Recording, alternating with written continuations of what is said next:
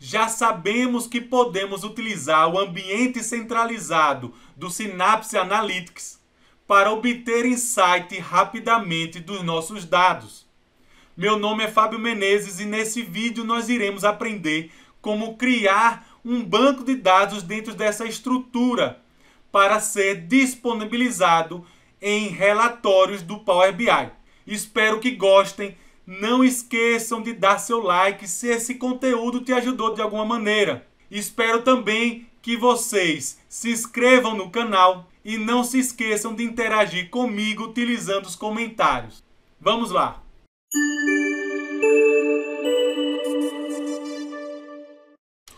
Iremos utilizar o Synapse Analytics Studio para criarmos nosso banco de dados do SQL Pool. Ao clicar no botão ou no menu Dados, nós temos a primeira aba Workspace e o botão Adicionar, nesse caso um SQL Database. A primeira coisa que ele questiona é qual tipo do SQL Pool que nós desejamos criar.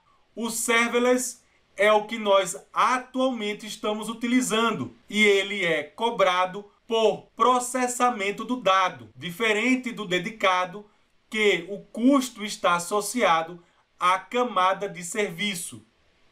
Irei definir aqui o nome do meu database e clicar no botão Criar. Ele é um SQL Server, ou seja, toda a estrutura de objetos, criação de tabelas, criação de exibições, esquemas, usuários e assim por diante. Portanto, nós iremos criar uma tabela externa dentro da nossa estrutura do banco de dados. A forma mais simples de fazer isso é utilizar a própria fonte de dados. Ao clicar na estrutura do meu Data Lake, eu vou selecionar o arquivo CSV das cotações do dólar que nós extraímos no vídeo anterior. Você consegue acessar esse vídeo no link logo acima. Clicando com o botão direito, nós podemos pré-visualizar a sua estrutura. Percebam que ela não tem um cabeçalho. Selecionando o menu novo Script SQL, criação de tabela externa, devido ao delimitador ser diferente do padrão, ele aparece uma mensagem de erro. Basta clicar no botão voltar e escolher o padrão equivalente desse arquivo, que é o ponto e vírgula. Não vou inferir as colunas, porque já sabemos a primeira linha não representa as colunas. Outra opção que devo definir é as aspas duplas para a informação de strings. Também irei alterar esta opção para false. Ela identifica a forma como a leitura do arquivo vai tratar os valores nulos. Por exemplo, se eu manter o true, se for uma data e vier nulo, vai colocar 1900. Se for um inteiro, ele vai colocar 0. Eu particularmente não acho interessante alterar os valores existentes da base de dados. O que é nulo tem que ser tratado como nulo.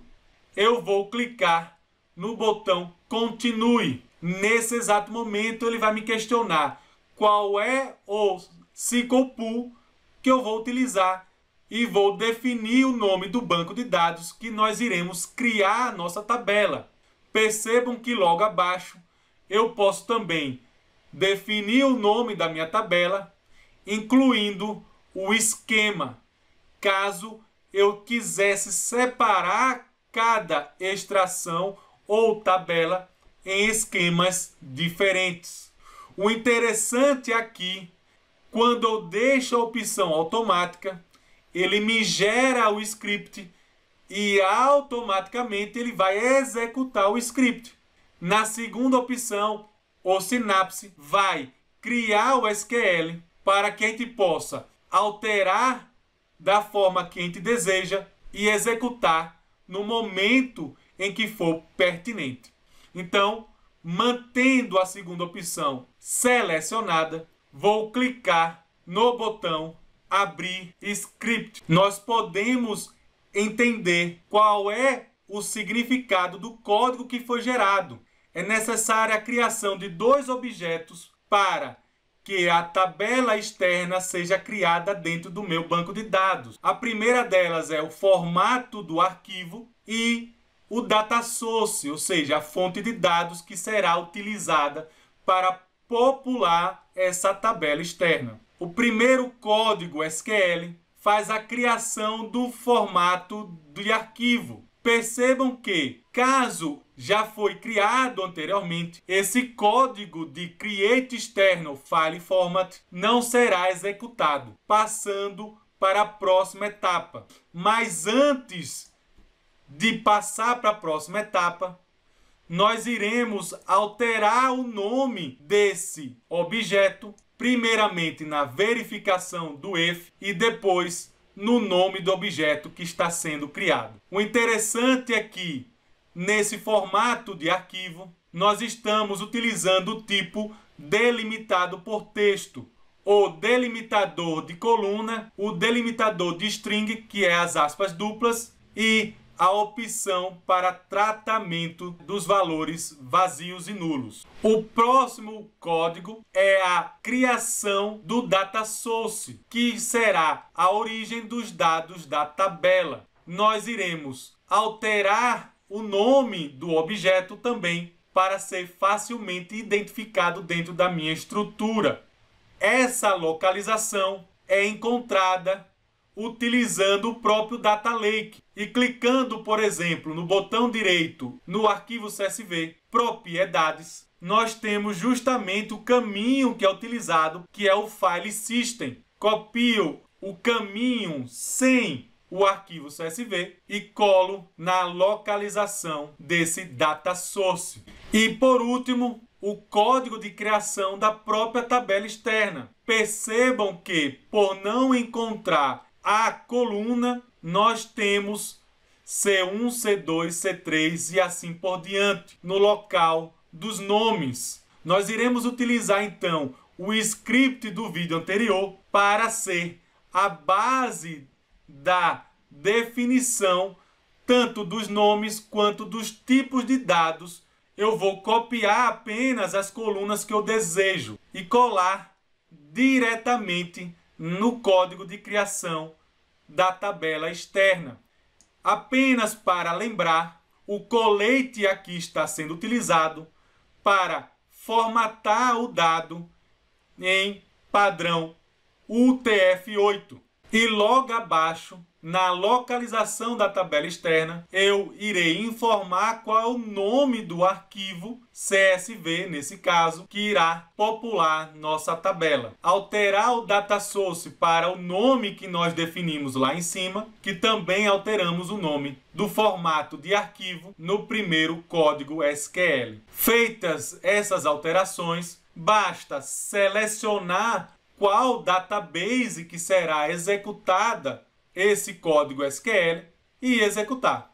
Vejam que no final ele já traz relacionado os dados num select na própria tabela que acabou de ser gerada.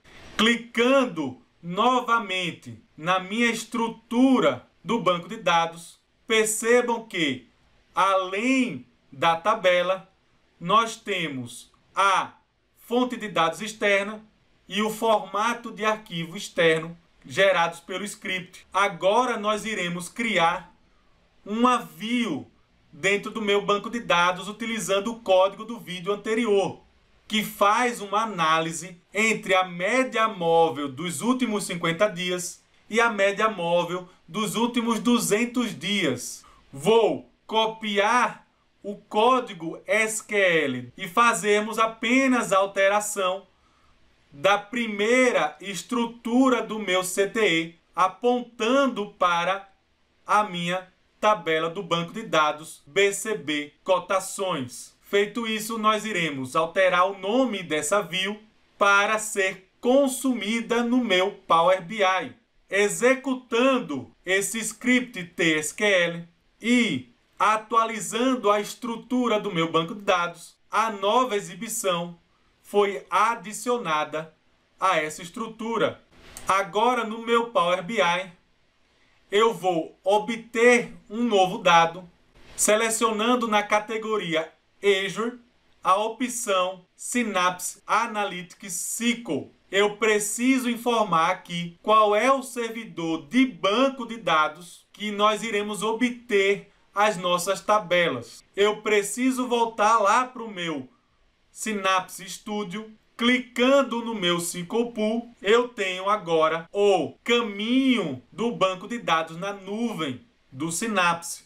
Eu vou copiar e colar justamente na definição dentro do Power BI, informando logo abaixo o nome do meu banco de dados. O importante entender aqui é que, como nós estamos utilizando o serverless e o custo associado é por tramitação e processamento dos dados, é sugerível utilizar o modo de conectividade importação, processando apenas uma vez os dados que estão sendo importados para o meu relatório do Power BI.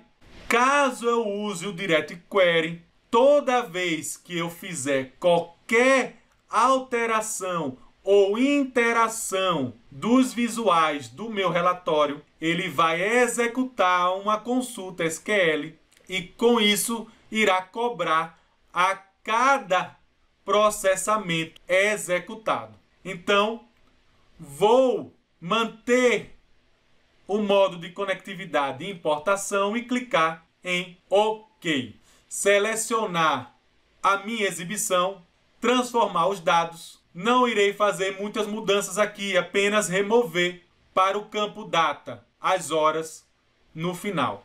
Vou fechar e aplicar. Vou utilizar visual de linha para colocar o campo valor no meu eixo Y e a data no meu eixo X. E nos meus eixos Y secundários, colocar a média móvel de 50 dias e, consequentemente, a média móvel dos 200 dias. O legal aqui é que nós reproduzimos a análise que nós fizemos dentro do Synapse para o nosso relatório do Power BI, podendo, inclusive, publicar esse relatório associado a uma estrutura totalmente em nuvem. Espero que tenham gostado desse vídeo. Se ele te ajudou de alguma maneira, dê seu like e não se esqueça de se inscrever no nosso canal e interagir comigo utilizando os comentários. Até a próxima, pessoal! Muito obrigado, conheça outros vídeos do canal e siga-me nas minhas redes sociais.